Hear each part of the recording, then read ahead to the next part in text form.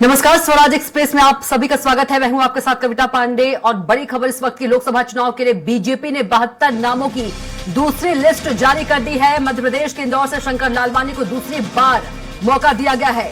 छिंदवाड़ा से विवेक साहू, बालाघाट से भारती पार्थी, उज्जैन से अनिल फिरोजिया, धार से सावित्री ठाकुर को टिकट दिया गया है। वहीं हरियाणा के पूर्व मुख्यमंत्री मनोहर लाल खट्टर करनाल से चुनाव लड़ेंगे। लोकसभा चुनाव के लिए बीजेपी ने 72 नामों की दूसरी लिस्ट जारी कर दी है। और इसी खबर पर ज्यादा जानकारी के साथ हमारे संवाददाता कुमार संदीप सीधे फोन लाइन पर जुड़ गए हैं। संदीप, लोकसभा चुनाव के लिए बीजेपी ने दूसरी लिस्ट जारी कर दी है। 72 नामों की दूसरी लिस्ट जो है वो जारी की है। जी बिल्कुल, देखिए लंबे इंतजार के बाद आखिरकार बीजेपी ने जो मध्य प्रदेश की 5 सीटें होल्ड की थी उन पर अब प्रत्याशी आज तय कर दिए हैं।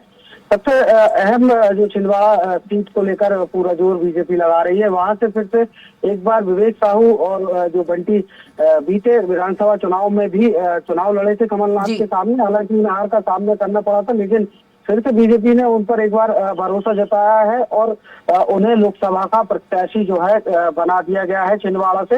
इसके अलावा अगर बात की जाए तो बालाघाट से डॉक्टर भारती पारधी जो है वो बीजेपी की प्रत्याशी होंगी। वही मुख्यमंत्री डॉक्टर मोहन यादव जो उज्जैन से आते हैं, वहां से जो नाम पहले से चल रहा था अनिल फिरोजिया का, वो वहां से चुनाव लड़ेंगे। इसके अलावा अभी धार से जो टिकट दिया गया है वो सावित्री ठाकुर को लोकसभा का प्रत्याशी बीजेपी ने बनाया। हालांकि गजेंद्र सिंह राजू खेड़ी जो अभी अभी बीजेपी में शामिल हुए हैं, उनके नाम की चर्चा भी जो थी वो जारी थी कि उन्होंने बीजेपी ज्वाइन की है और बीजेपी का दामन थामने के बाद हो सकता है वो लोकसभा के प्रत्याशी बना दिए जाएं, लेकिन ऐसा नहीं हो पाया और सावित्री ठाकुर को बीजेपी ने टिकट दे दिया है। वही एक बार फिर से इंदौर के जो सांसद है शंकर लालवानी, उन पर पार्टी ने भरोसा जताया है। ये सीट भी जो थी वो भाई और ताई के बीच जो है वो माना जा रहा था कि इस सीट को लेके सस्पेंस बना हुआ है। और बीते दिनों जब कांग्रेस